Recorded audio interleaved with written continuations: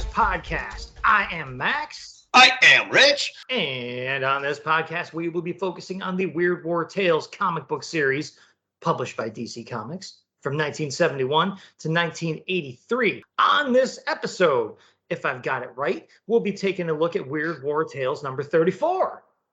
Right, Rich? Right. Episode 39. Episode 39, issue 34. It's simple. The math is perfect. But before we get into the issue at hand, Rich has a couple of detours to take you on. First of which being some retroactive history. Indeed. And then there were 5. Knock 2 more DC war books off the hunt list. All-American Men of War 128 and Our Army at War number 12. For those without insanely sharp memories or those who have joined the fan base since we covered that issue, Flying Blind from Weird War Tales 7 was originally printed in Our Army at War 12. With the exception of the usual coloring differences and the floating head of the narrator off to one side of the first page, there are no differences between the two books. Intel report. Breath of Bones, A Tale of a Golem. A black and white 3-issue miniseries published by Dark Horse Comics in 2013 and collected as a trade in 2021. Story by Steve Niles and Matt Santoro, art by Dave Wachter. When the Germans come looking for a British pilot that was shot down over a Jewish village, the villagers hide the survivor and use river mud and clay to build a golem to battle the invaders in an attempt to safeguard their own lives as well as that of the pilot.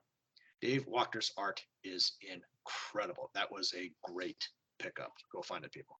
Yeah, that sounds cool to me too. And yet one more little detour we like to take here before we get down to the issue at hand is going to be letting you guys know about another awesome podcast that's out there. So here comes a small podcast promo break. When we get back, we'll take a look at Weird War Tales number 34.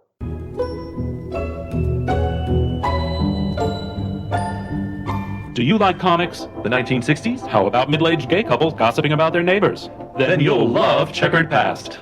A loving examination of DC's Go-Go Check branded comic magazines published from February 1966 to August 1967. I'm Dr. Bob. And I'm Dr. Husband. And each week we'll be your hosts on a trippy tour through mid-century four-color madness. Checkered Past. Available wherever fine podcasts are downloaded for free.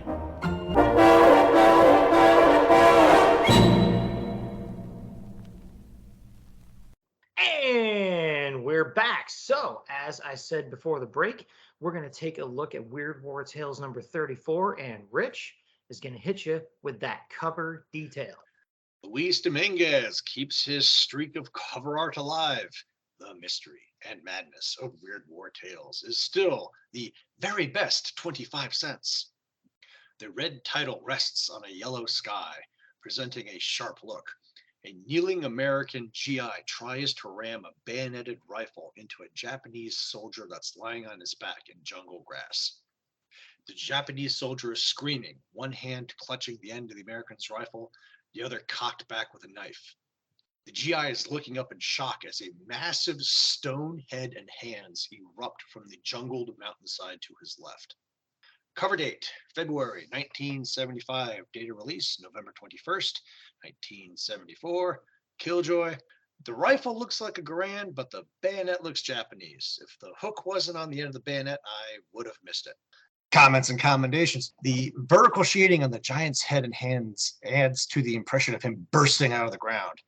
The Japanese soldier doesn't see the giant and is probably an instant away from killing the American with his knife. Vaguely reminiscent of issue 28's The Isle of Forgotten Warriors, which is actually about to debut next week, fine listeners, as we're recording this. Certainly a cover that would make you go, what the hell, if you saw it on the rack. Pretty good start. Yeah, I gotta say the portrayal of the Japanese soldier is a bit suspect. I reached my hand for the old Comics Man bell a little bit, but otherwise, this cover is another broken record for me, but fine example of a silent image by old LD. I do feel like it could have been spiced up by some kind of blurbery for the first time with a Lewis silent cover here, maybe owing to the slight amount of excess negative space, in my opinion, between the soldiers and the emerging monster. But the detail on the landscape, it just degrades into a flat color only zone that leaves my eye wanting a little bit more. But you're right, this is another really good attention grabber from a distance and only gets nitpicked by someone like me who is a fussy old man who reads too many comics. And with the cover out of the way, we're going to go into the first full length story of the issue, and Rich is going to take it away for you. The Common Enemy, 8 pages. Script by Arnold Drake, art by Jack Sparling. It's the cover story. In the spring of 1942, Chief Petty Officer Phil Randell is the sole survivor of a PT boat that was sunk during a raid on a Japanese flotilla. Pulling himself onto some floating wreckage, he eventually washes ashore a deserted island. There's plenty of food and water, but he's alone, except for a massive stone head about 3 times his size that must have been carved by some local natives. Thinking someone must come by once or twice a year to pay their respects, Randell settles in to wait. But 2 years pass and no one comes. Crafting an American flag using berries for dye, the now bearded and bedraggled Randall claims the island for the United States and fires a shot from his Thompson in salute. 2 shots reply, and Randell is surprised to see a boat heading towards the island with 1 person in it. Thinking it's a GI, Randell starts to celebrate not being alone anymore, until more fire riddles his flag. It's the enemy! Randell dives for cover and returns fire as a Japanese survivor comes ashore and runs into the jungle. Months pass. Years. The 2 men engage in countless skirmishes trying to kill each other. Until one day, Randell stands atop the giant head scouting for the enemy, who throws a grenade at him from behind. Randell turns in time and bats the grenade away with the stock of his weapon. The grenade explodes next to the head, which begins to rock. As Randell dives away, huge stone hands push up through the sand. The stone giant roars as it pulls itself fully out of the sand, and Randell opens fire. As the giant turns towards the American, Randell runs out of ammo and yells for help. "Give me a hand, Hirohito! He's your enemy too!" The Japanese soldier fires and the giant turns towards him, still roaring. Randell strikes the giant with the stock of his weapon in the legs. The 2 soldiers maintain their attacks until a strange alien craft, glowing orange, suddenly appears in the sky and settles in the water just offshore. The giant must have signaled for it after the grenade's concussion woke him up. It wades out, boards the craft, and takes off. The soldiers begin to sing, laugh, and dance in celebration for saving the world from an alien invasion. "We sent the Martian back! We sent the Martian back! Hi-ho the Dario! We sent the Martian back!" They were heroes! But Randell catches a glimmer in the Japanese's eye and dives for cover when he opens fire. Randell returns it, and the war goes on. In 1974. Killjoy, History Minute.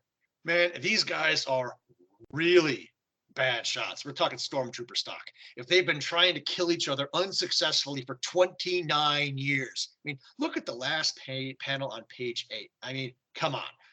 Along the same lines, where in the hell have these been guys getting all this ammo from for all this bad shooting? This should have been reduced to spears and bows and arrows a long time ago.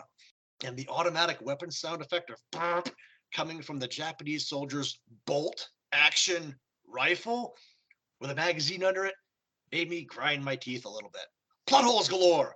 This is actually a surprisingly topical story that Drake puts out here. As most of you should know, the Bushido Code during World War II forbade Japanese troops to surrender.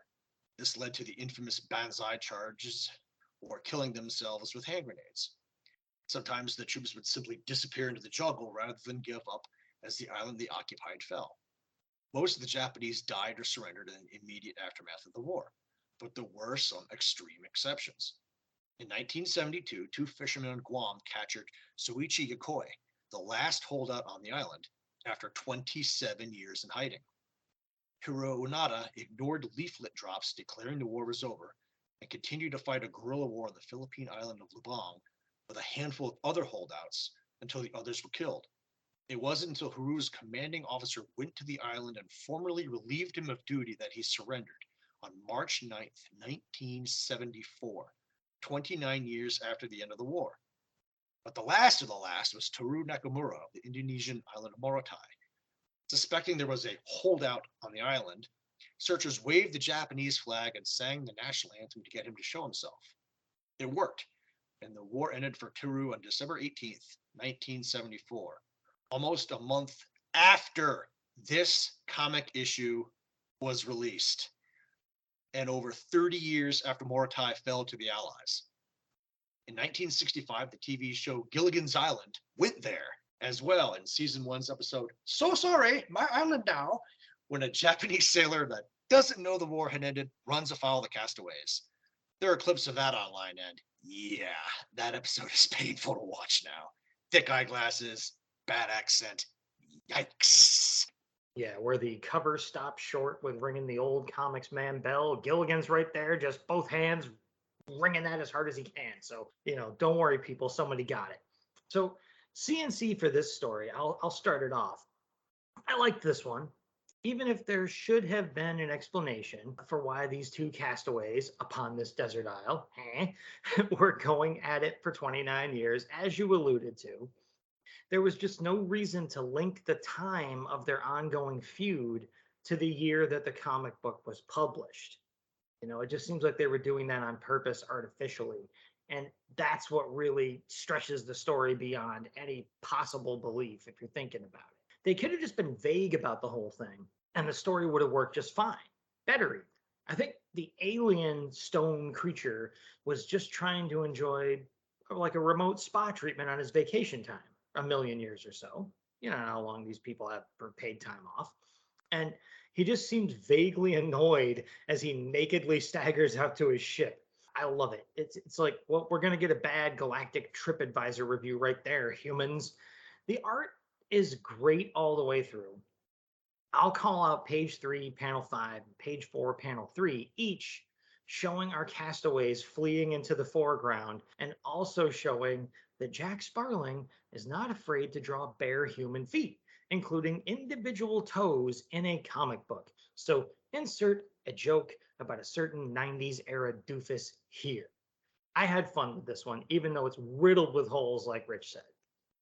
I have no idea who you're talking about, Max. Shades of Easter Island, obviously. This story is a little distressing because it's the age-old tale of two enemies joining together to fight a common foe. And as soon as that foe is vanquished, they pick right up where they left off. And, of course, it's the Japanese soldier that fires first. Just a reminder that we humans are doomed, folks, be it by rifles or atomic weapons. It's a well-crafted story, though, if slightly depressing and well worthy of inclusion here. I like page 7, panel 5, as the humans watch the giant wade out to his ship, and actually all of page 8, as the humans go from celebration back to trying to kill each other. Yep. Society. You gotta love it.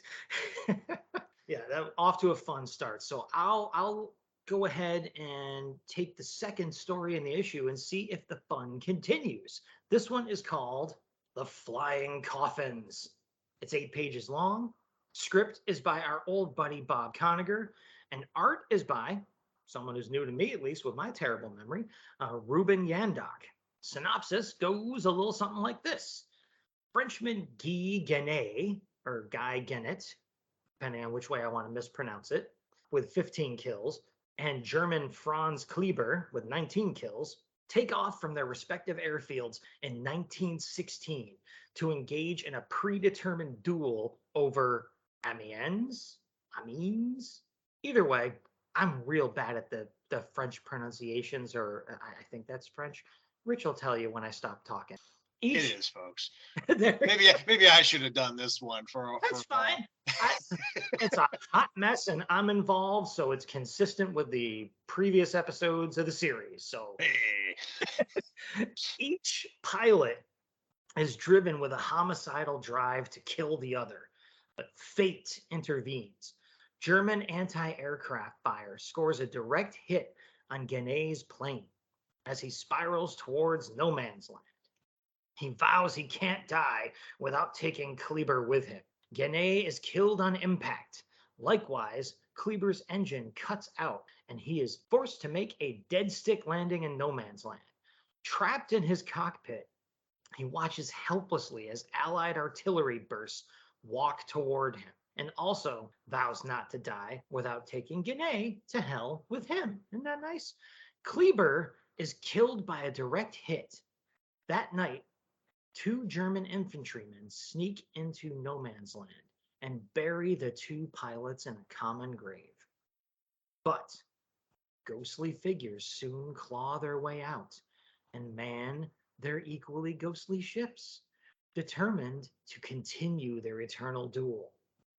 On a night patrol over France, Lieutenant Frank Dale, I got that name, flying a P-51 Mustang, sees the German triplane fly under him. Amused by the Germans using an antique ship like that, he dives to attack, but his fire and plane pass right through the Fokker. To his amazement, he watches the Fokker engage a Newport in a swirling dogfight. Later, debriefing his squadron's intelligence officer about what he had witnessed, Dale is taken off flight status and given a sedative. Obviously, he'd seen too much combat. And Rich is going to follow that up with some killjoy. Indeed, because that's my job, although I don't get paid for it. Although I generally like Yandok's art, he can't draw an accurate aircraft to save his life.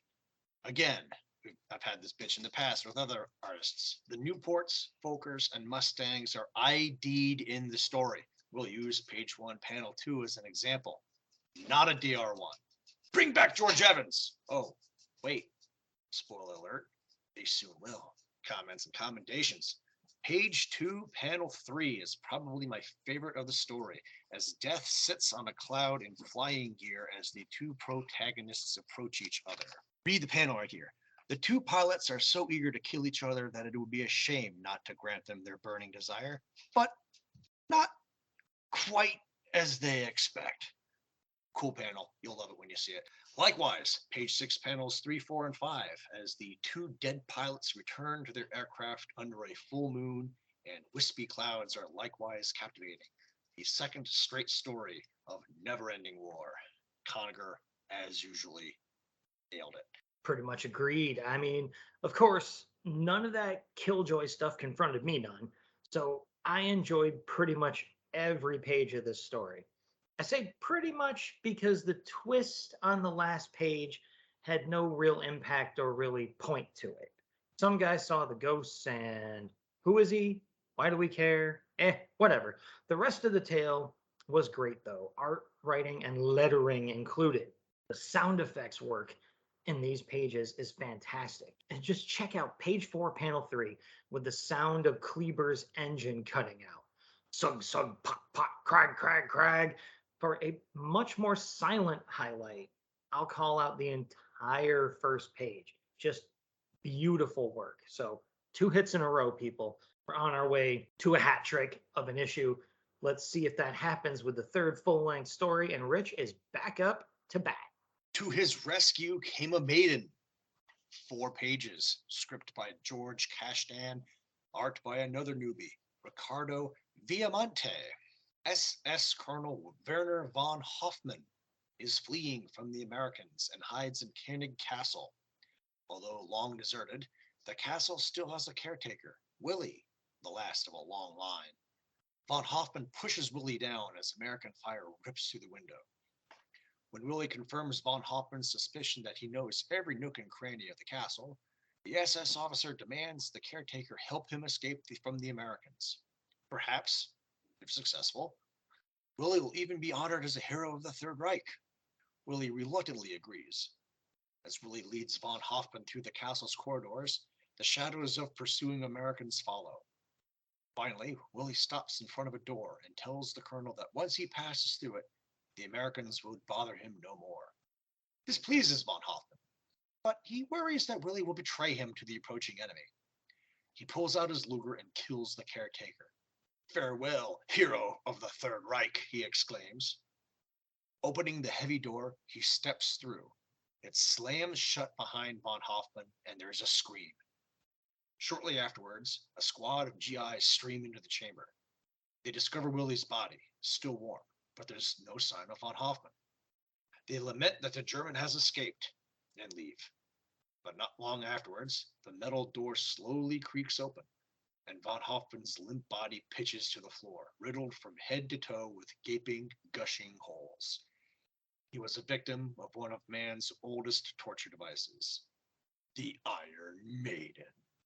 Killjoy. Willie never identifies himself, but von Hoffman knew his name 3 panels after asking who he was. Damn you, Cashtan.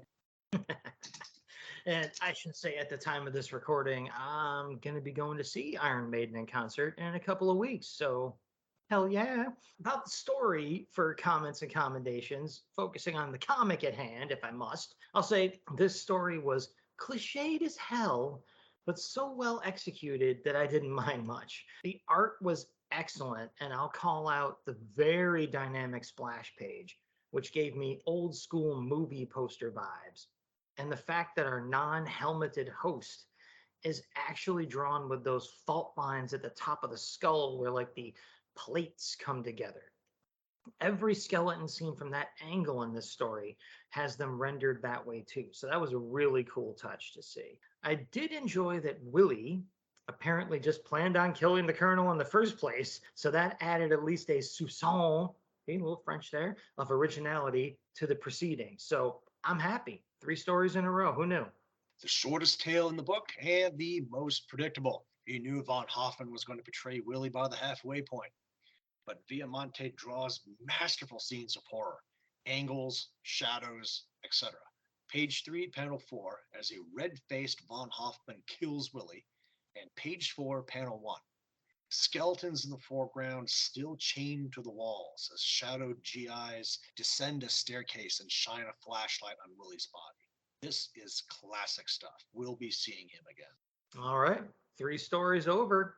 That's the story content of the issue. So you know how it goes, folks. We're going to wander over to the letters box, to the mailbox, to the APO Weird War Tales page and see who wrote in to this issue of the comic. And let's see here. This APO Weird War Tales page is brought to you by issue number 29 of the series, which featured Breaking Point, Lawrence of Arabia, and the Phantom Bowman.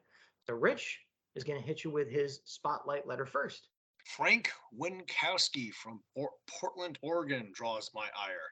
Dear Joe, your latest issue of Weird War Tales just didn't make the grade. I've come to expect new and novel ideas in WWT, or at least old ideas handled with some spectacular new twist. But number 29 included none of those things. It was just another collection of worn-out stories. The lack of science fiction-oriented story might have had something to do with it. You did avoid having more than one story set in World War II, but the other choices were uninspired. We've seen tons of Lawrence of Arabia stuff, and the 4-page shorty was just an incident, not a story. Please get back on track. I'm like, yeah, well, I have to hardly disagree with whatever Frank has to say here. I thoroughly enjoyed that book. And we get into this a couple of times.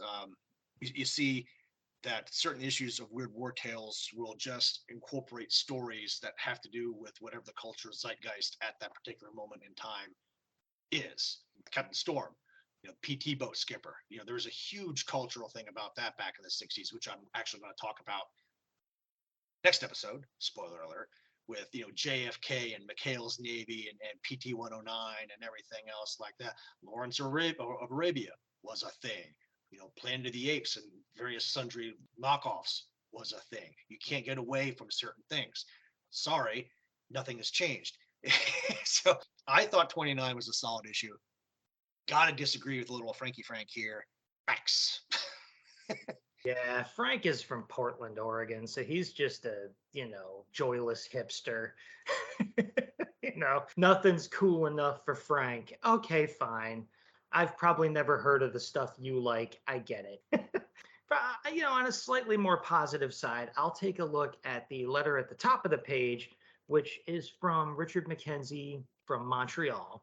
Goes something like this. Dear Joe, Weird War Tales number 29 was very good, as usual. See, a little more positivity there. I continue to marvel at your ability to produce such a difficult mag so well month after month.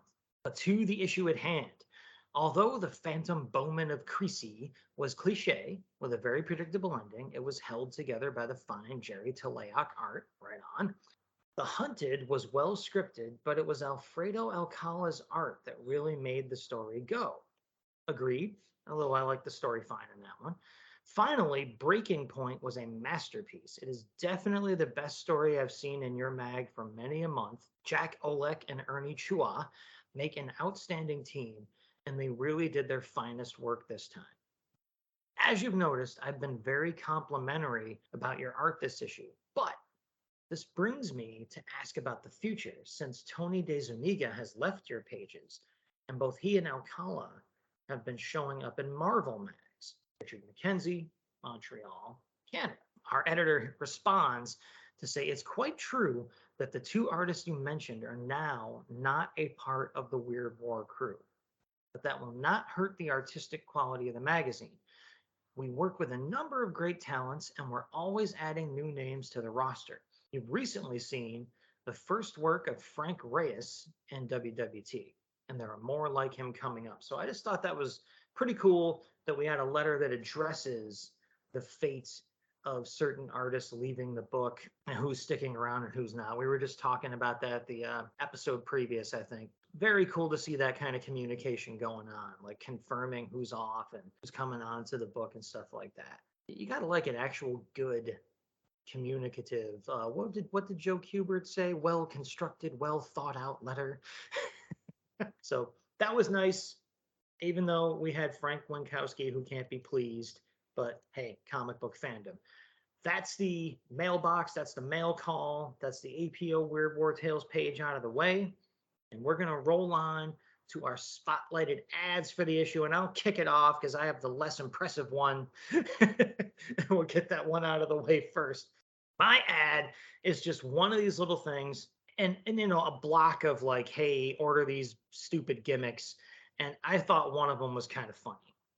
It says 1001 free things. Get free gifts, novelties, books, product samples, toys, maps, etc. from companies, federal agencies, associations, etc. There's a lot of etc. going on here that are anxious to send you free. It's a 63, I can't read the numbers all messed up, but whatever. It's a free book with names and addresses to write for your 1001 free things. The book costs $1. So it's free. Give me $1. I just kind of like that. You want to know about where you can get all this free stuff? Give me $1. I'll tell you. So there we go. That ad's out of the way. Now Rich is going to hit you with the big one in this issue. Steve Scout, America's only Scout action figure. I wonder if Duke the Wonder Dog is part of the set. New America's only Scout action figure. Salutes by pushing his left hand. He kneels to chop wood, stands to signal, sits by the campfire. Hands grasp rope, paddles, tools, etc. And also you have Bob Scout, Steve's African-American friend. Yay for diversity. High adventure sets also available. Pathfinder, Jeep-like vehicle. High adventure Scout base. Tall lookout tower platform on top has battery flasher, telescope, and canvas tent for the Scouts. Many other Scout adventure sets available. All yours from Kenner and General Mills. It's over 9 inches tall. So maybe, you could have your little G.I. Joe and Steve Scout action adventure sets or something. Never had it. Never heard of it. I was a Cub Scout and a Boy Scout for a little while. Didn't have this toy though. So, whatever. Yeah, I'd never heard of this one either. Even with all the stupid comics and the stuff that I've read and the ads and the toys that I've had and everything, this one completely escaped me. But I think you're right. I think it's probably sized so you can have a little kid sidekick to the old, I think, 12-inch G.I. Joes. That could be it. But just a fantastic ad. Wait till you see the picture in the album, people. It's so good. I knew Rich was going to grab it, so I had to look hard for my book of free things that cost $1. So that's the ads out of the way. We're going to move on to the little section we like to call Got Any Last Word? Anytime I have to research a history minute, I'm a happy guy. And it's weird, too. Kinda. This is a great issue. 2 of the 3 stories conceivably could have happened. Well, to point. I will go with Flying Coffins being my favorite story, but Common Enemy was close. Solid addition to the title. I liked the entire issue, as you guys have heard already. But surprisingly, it's the most cliched story that takes the lead for me this time around. And maybe just because it had the whole Igor and Frankenstein's castle vibe going on, the very cool horror movie art that Rich alluded to. They're all great in this issue. Enjoyable stuff all the way around. But I gotta pick a favorite, so there we go. That's the last words. Great issue of the series out of the way. We're gonna swing on over to the Dead Letter office, where we remind you that, if you like, if you want, you can go to redbubble.com and order some merch with our logo on it. And I get an email whenever someone buys anything. So I know nobody's doing it. So redbubble.com, Weird Warriors Podcast. Search it up. Get a freaking coffee mug or something. We don't actually make any money off this. So just do it for yourself. Like, come on, people. Someone must have missed someone on their Christmas list. Make it a belated present for somebody, for God's sake. He'll I be a don't cheap care. bastard. I don't care if you do it out of pity. I just like to get. I know Jason Zeller, who we'll mention again pretty soon, ordered a mug. So that's great. Not to cast shade on everybody because, hey, Jason's there buying some stuff. But what we also do, rather than whine and complain about the Weird Warriors Podcast PX over here, is we like to give a little nod to those listeners who have liked or shared or said hi or whatever to us on the various social media platforms out there. So we will start over on the dangerous waters of Twitter and give a little nod back to FP Glasgow, Chris at BTO and Bat Books, the Source Material Podcast, Dave's Comic Heroes blog, and Doc Strange, Mr. Billy Delicious himself, the Telltale Mind, Coffee and Comics at Coffee Comics blog, Mr. Clinton Robinson, and Dance Along the Edge, stop by. And over on Facebook, we got Luke Giaconetti, Billy Dunleavy, Dan Brown, our good bud Tim DeForest. Everyone's our good bud, but I read Tim's blog. So we got Daniel Rapoli, David Steele of the Earth 2 podcast, and Clinton Robinson stopping by on the Facebook page as well. Now, over on Gmail at weirdwarriorspodcast@gmail.com, I said we'd be mentioning Jason Zeller, and he comes through for us. And he wrote in about the third Road Warriors episode we recently released, where we went to Terrificon 2022.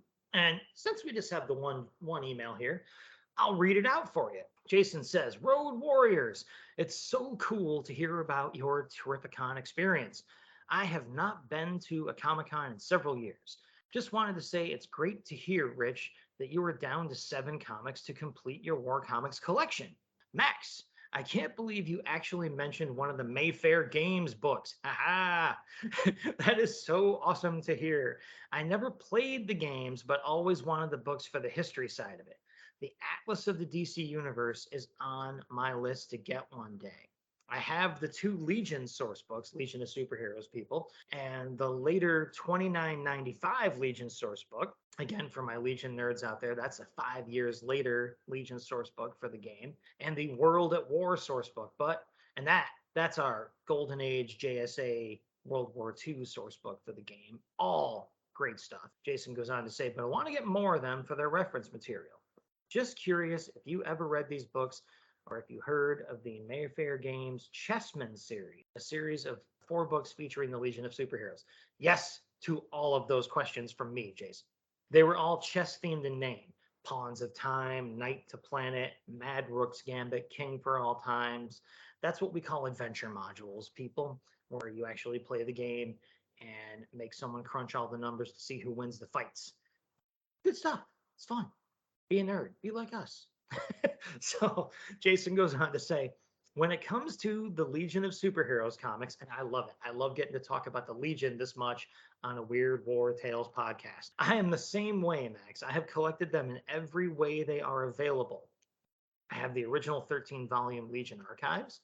Then I bought the 3 Silver Age Legion Omnibuy and the Bronze Age books that they have been reprinting as well, even though I have the original issues. So Jason is more dedicated than me to the Legion. I don't have everything, and especially not those original 13 volume Legion archives. That would set me back if I wanted to get them these days.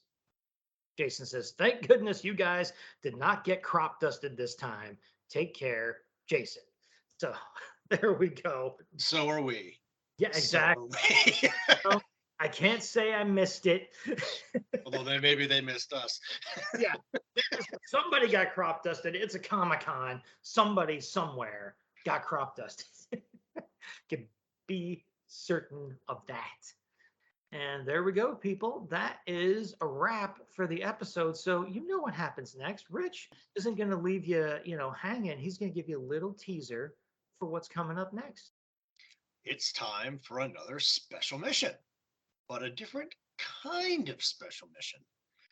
The Big Five were well represented via reprints in the early days of Weird War Tales, but DC turned out other war-based comic book series that got significantly less love, what I call the Next Five.